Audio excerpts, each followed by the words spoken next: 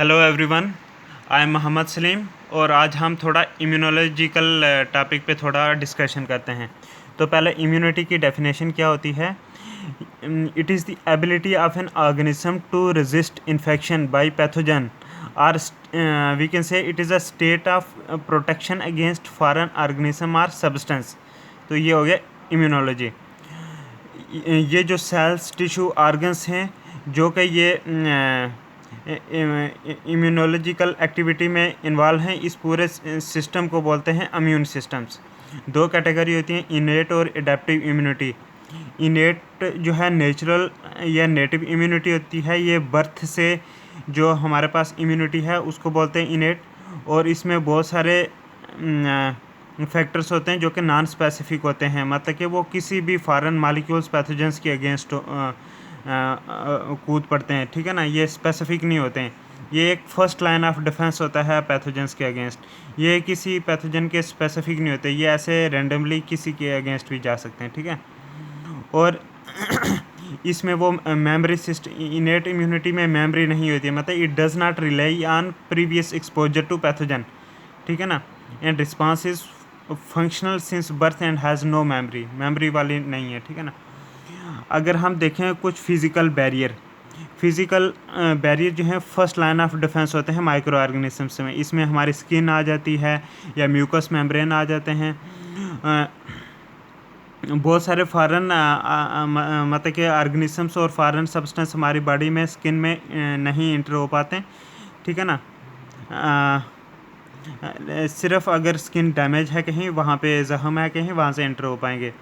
उसके बाद ये भी है कि जो हमारा पसीना होता है उसकी एसिडिक पीएच और ये जो सीबाक्यूस ग्लैंड स्किन में होते हैं, ठीक है ना, इनकी वजह से। और कुछ फैटी एसिड्स हाइड्रोलिटिक इंजाइम्स भी होते हैं जैसे लाइसोजाइम, ये हमारी मतलब कि जैसे स्किन वगैरह इधर, तो ये एक किस्म का प्रोटेक्शन है, इससे ऑर्गेनिज्म अंदर नहीं आ सकते, ठीक है ना। जैसे ये लाइसोजाइम है, it inhibits the growth of most micro organisms. तो बाकी ये पीएच की वजह से भी मर जाते हैं, अंदर नहीं आ सकते ये जो स्वेट की होती है। इसी तरीके से अगर हम देखें रिस्पिरेटरी या गैस्ट्रोइंटेस्टाइनल ट्रैक्ट जो है उसमें भी म्यूकस मेम्ब्रेन होती है, वहाँ से भी एंटर नहीं हो पाते। म्यूकस मेम्ब्रेन्स जो है ये फॉरेन पार्टिकल्स ऑर्गेनिजम्स को इंट्रैप कर लेती है।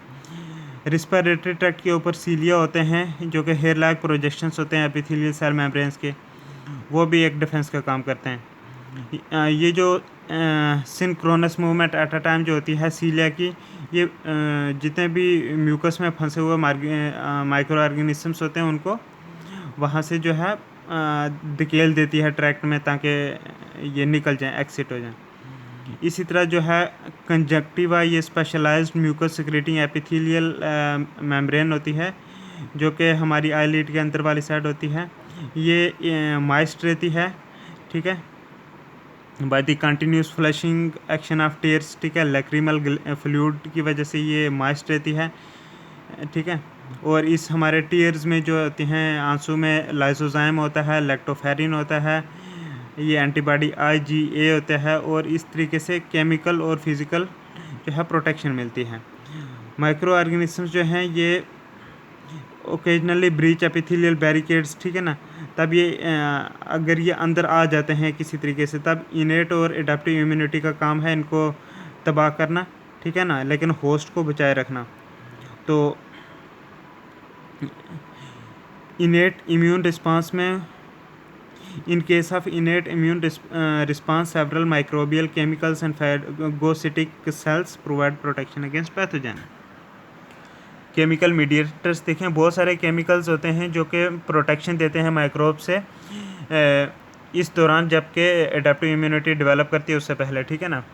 लेकिन जो अगर हम इनेट इम्यूनिटी सिस्टम के जो मॉलिक्यूल्स हैं वो कौन कौन से आगे, उनमें आता है complement proteins, cytokines, pattern recognition molecules, acute phase proteins, cationic peptides, enzyme जैसे लाइसोजाइम और मैनी अदर्स।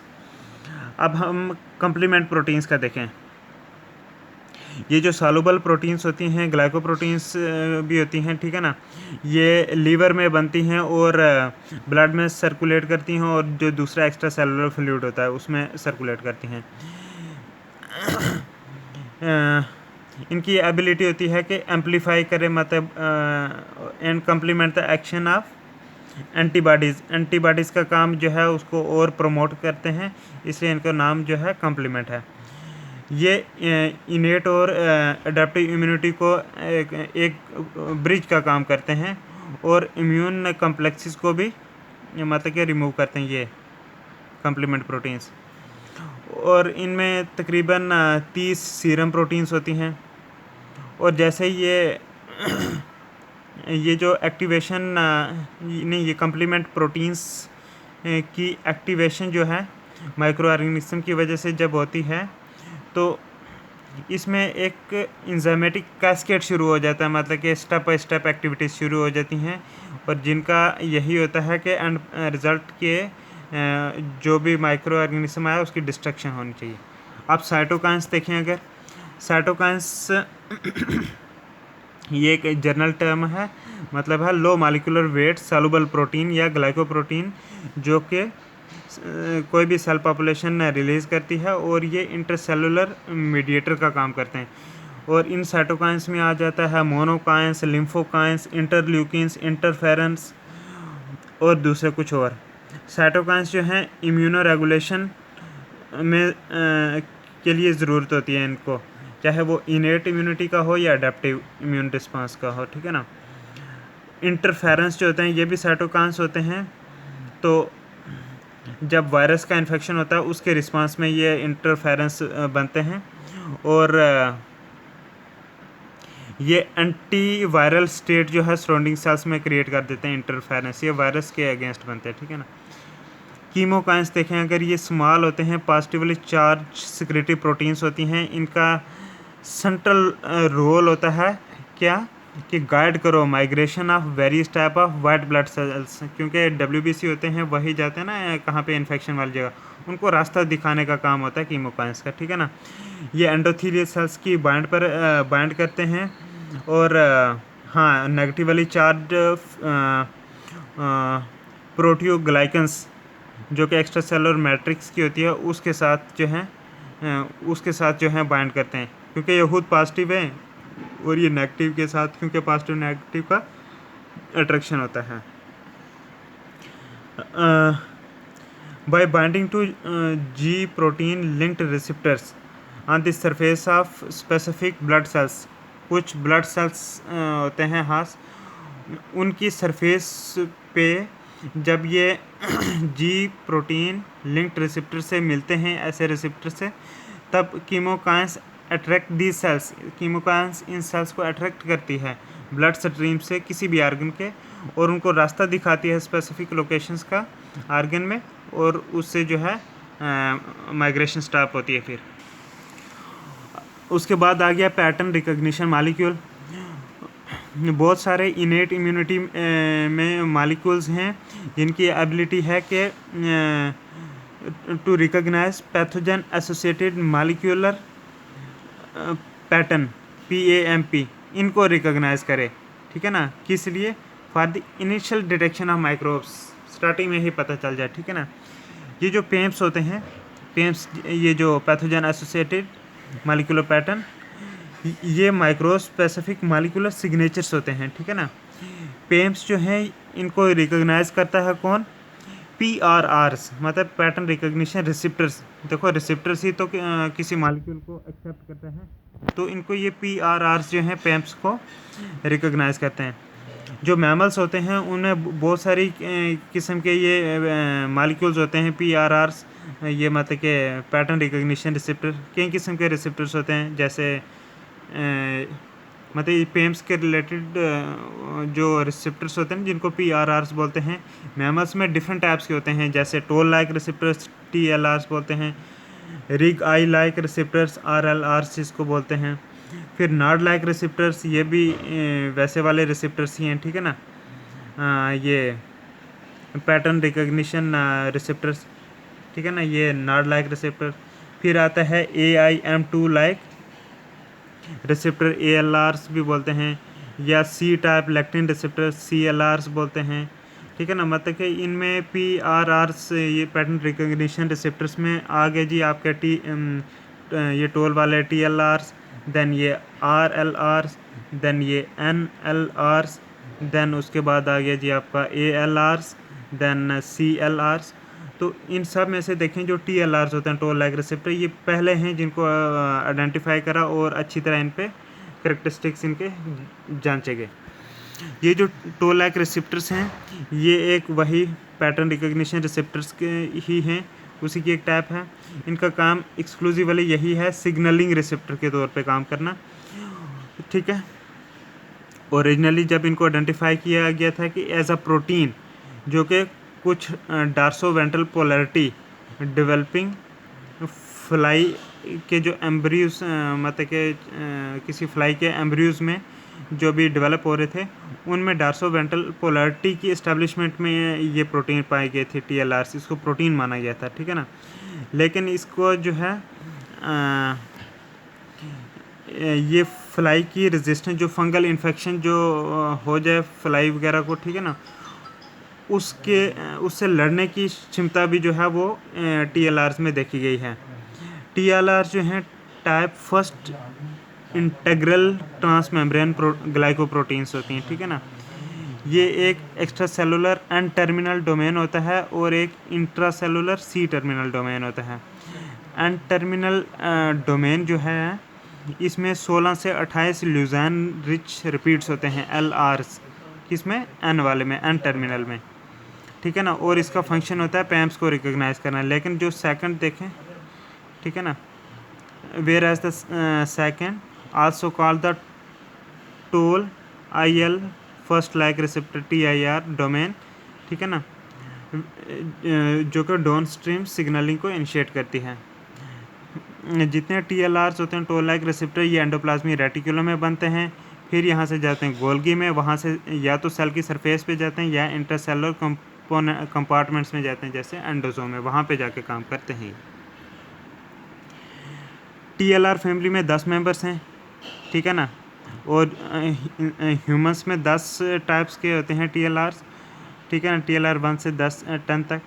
और जो मोस होता है चूहा वगैरह, उसमें 12 TLRs होते हैं। TLRs